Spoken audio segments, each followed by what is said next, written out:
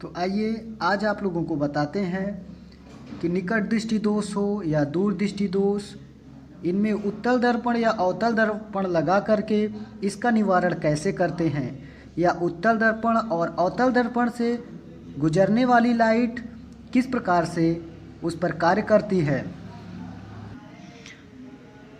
उत्तल दर्पण की बात करें तो उत्तल दर्पण कुछ इस आकार का होता है, बीच में मोटा होता है और किनारे पतला होता है। उत्तल दर्पण ये बीच में मोटा होता है और साइड में जो किनारा होता है ये पतला होता है, इसे हम उत्तल दर्पण बोलते हैं। अवतल दर्पण बीच में पतला होता है और किनारे मोटा होता है, ये किनारे मोटा होता है और बीच में पतला होता है, इसे हम अवतल दर्पण बोलते हैं।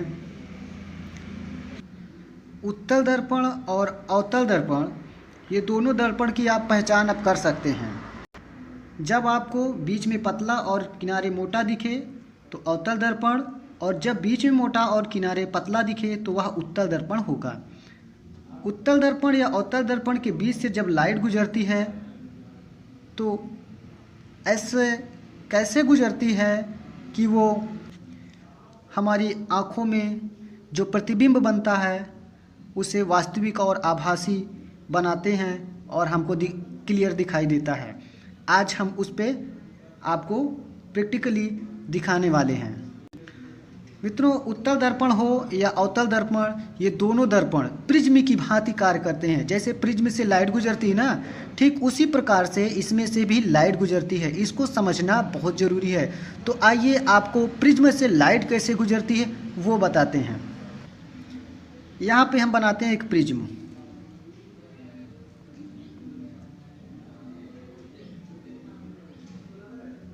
यहाँ थोड़ा छोटा हो रहा है तो इसको हम थोड़ा सा और बड़ा कर लेते हैं। ये एक त्रिभुजाकार आकार का होता है प्रिज्म। प्रिज्म से जो भी लाइट गुजरेगी वो अपनी आधार की तरफ मुड़ जाएगी। प्रिज्म से अगर यहाँ से लाइट गुजर रही है तो ये किधर मुड़ेगी, अभी समझ पाना आपके लिए थोड़ा मुश्किल होगा क्योंकि इसका आधार यहाँ बन रहा है बड़ा सा। तो हम छोटे छोटे त्रिभुज में, छोटे छोटे प्रिज्म में इसको विभक्त कर देते हैं।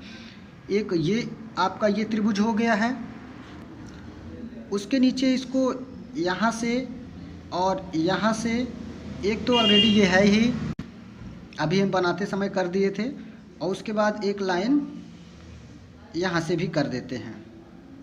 ठीक है, इसको थोड़ा ऐसे कर देते हैं। अब आपके सामने यहाँ पे 1 2 3 4 5 6 त्रिभुज आपके सामने बनाया हूँ, अर्थात त्रिभुज को 6 भागों में विभक्त किया हूँ। अब यहाँ से त्रिभुज बोले तो ये आपका प्रिज्म है, यहाँ पे लिख दे रहा हूँ, इसी आकार का होता है। तो यहाँ से जब लाइट गुजरेगी ना तो इसका आधार ये है, तो ये अपनी आधार की ओर झुक जाएगी। तो जितना बड़ा जिसका आधार होता है उतने उसकी लाइट मुड़ती है। तो यहाँ से जब ये अपनी आधार की तरफ मुड़ेगी तो इसका आधार तो छोटा है, तो ये ऐसे मिलेगी। ठीक है, ये अपनी आधार की तरफ।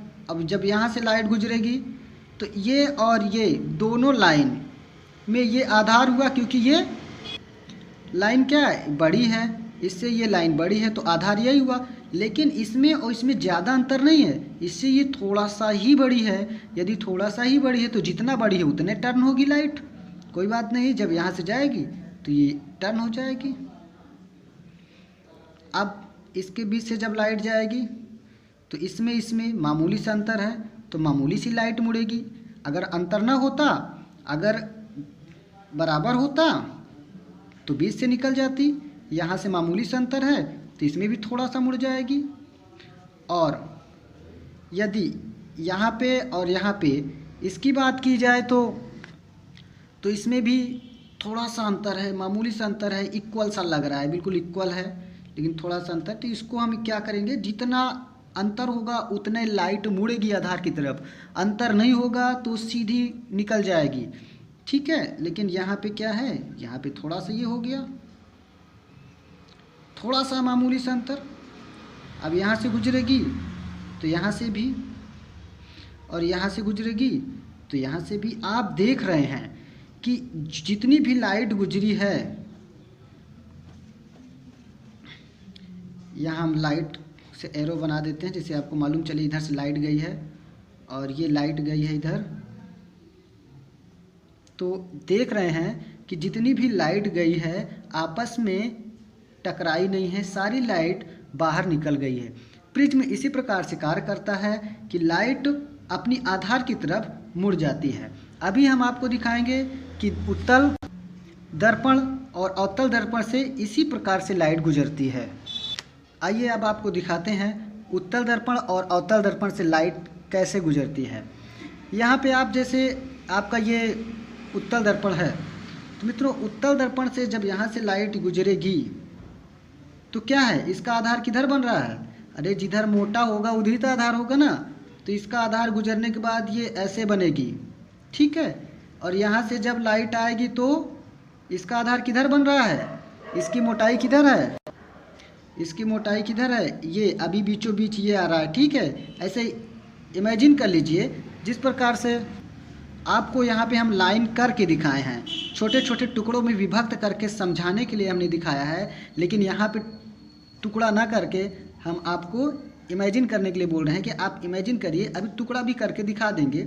यहाँ से जब लाइट गुजरेगी ना तो कहाँ जाएगी, ये थोड़ा सा मुड़ेगी क्योंकि थोड़ा सा इसका आधार बड़ा है, ये थोड़ा सा तो अंतर है, तो जितना अंतर है उतने तो लाइट मुड़ेगी।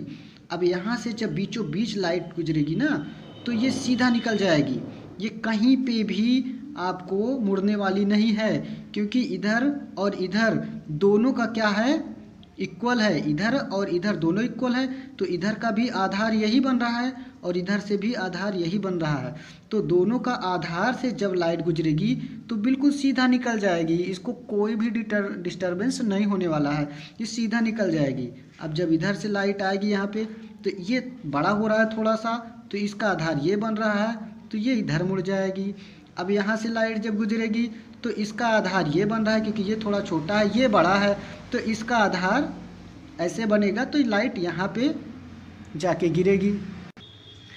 अब आपके सामने एक ऐसा दृश्य दिखाई देने लगा, इसको हम एरो से दिखा देते हैं कि ये लाइट है। आपके सामने एक ऐसा दृश्य दिख रहा है जहाँ पे सारी लाइटें आकर के आपस में एकत्रित हो गई हैं। सारी लाइटें, उत्तल दर्पण से जो प्रकाश गुजरता है वो एक जगह पे सारा प्रकाश आके एकत्रित होके एक पुंज बनाता है। अर्थात उत्तल दर्पण से जितनी भी लाइटें गुजरती हैं वो सारी लाइटें एक जगह पे कहीं ना कहीं आकर के आपस में मिलती हैं। वहीं पे यदि अवतल दर्पण की बात करें तो अवतल दर्पण से यदि लाइट गुजरेगी तो क्या होगा, ये भी अपनी आधार की तरफ मुड़ेगी। अब आधार की तरफ मुड़ेगी तो इसे भी हम दिखा देते हैं। इसका आधार क्या है, ये है, क्योंकि ये बड़ा है तो ये इधर चली जाएगी। और इसका आधार क्या है, ये चली जाए क्योंकि इससे ये बड़ा है, तो इसका आधार तो यही हुआ ना। अब बीचों बीच जब लाइट जाएगी तो किधर जाएगी, सीधा निकल जाएगी क्योंकि इधर का भाग, इधर का आधार ये बन रहा है, इधर का ये आधार बन रहा है, तो दोनों भाग इक्वल आ रहा है बीचों बीच से, तो ये सीधी लाइट निकल जाएगी। अब यहाँ से जब लाइट जाएगी तो इसका आधार इधर बन रहा है तो ऐसे चली जाएगी। अब जब यहाँ से लाइट जाएगी तो किधर होगा, ये ऐसे मुड़ जाएगी, ठीक है। मतलब अपनी आधार की ओर लाइट मुड़ जाती है, जिधर आधार जितना बड़ा होता है उधर उतनी लाइट मुड़ जाती है, ठीक है। आप देख रहे हैं। अब आपको समझा दें कि ये उत्तल दर्पण से गुजरने वाला जो प्रकाश है वो एक जगह एकत्रित होता है, अर्थात ये प्रकाश को एकत्रित करता है। और अवतल दर्पण से गुजरने वाला जो प्रकाश है वो एकत्रित नहीं होता, ये फैल जाता है। ये टार्च की रोशनी की जैसे फैल जाता है। जैसे टार्च से आप रोशनी, जैसे टार्च जलाते हैं तो रोशनी फोकस के साथ निकलती है, जैसे गाड़ियों में जो आगे लाइट लगी होती है गाड़ी की जो लाइट है वो सड़क पे जब गिरती है तो फैल के गिरती है। तो इसी प्रकार से ये एक एग्जाम्पल है कि उत्तल दर्पण का आप एग्जाम्पल दीजिए तो गाड़ी की जो हेडलाइट होती है, जो लाइट उसमें लगी होती है वो फैल के गिरती है, तो उसमें अवतल दर्पण लगा होता है तभी वो फैल के गिरती है। और उत्तल दर्पण का यदि उदाहरण बताएं तो आप सोलर कुकर का उदाहरण ले लीजिए, जो धूप में रख देते हैं। धूप में कुकर के अंदर आप दाल चावल रख के आप धूप में रख दीजिए, और धूप में रखने के बाद उसके ऊपर जो पैनल लगा होता है वो क्या करता है, उसके ऊपर वो उत्तल दर्पण लगा होता है, वो क्या करता है कि जो प्रकाश की जो लाइट की जो किरणें हैं वो फैली हुई होती हैं, उसको एक जगह एक बिंदु पे लाके गिराता है। जब एक बिंदु पे आके गिरेगा तो वहीं से वो गर्मी उत्पन्न करेगा, और गर्मी उत्पन्न करने के बाद उसमें धीरे से बाउल आना शुरू हो जाएगा, धीरे धीरे वो पक जाएगा। अब आइए हम आपको यह समझाते हैं कि दृष्टि दोष के निवारण हेतु इसका प्रयोग किस प्रकार से करते हैं।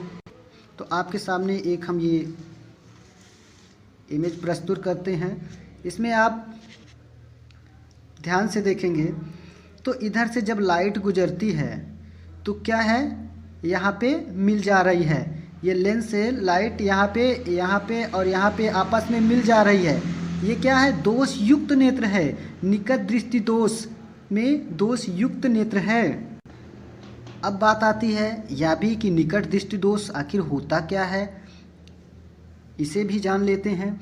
निकट दृष्टि दोष उसे कहते हैं जब दूर की वस्तु साफ ना दिखाई दे, जब दूर रखी वस्तु साफ ना दिखाई दे लेकिन निकट साफ दिखाई दे।